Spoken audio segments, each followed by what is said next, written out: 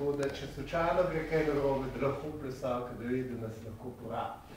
Ampak ne obračamo mi fizično plesalke, ampak plesalke samo pokažemo, da bi radi mi obrati. Povej. Kako pa pomenimo, da se zbrne 3/4, cel krog? Okay. Kot 3/4 boš delal še v par, da boš spuščal drž. Če rabiš rotacijo 3/4, boš to delal v par. No, ampak...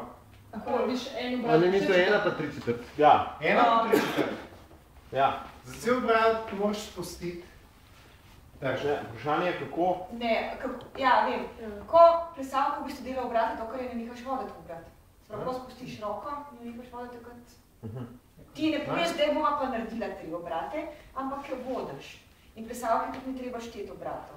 No, to. Primer. Ni treba.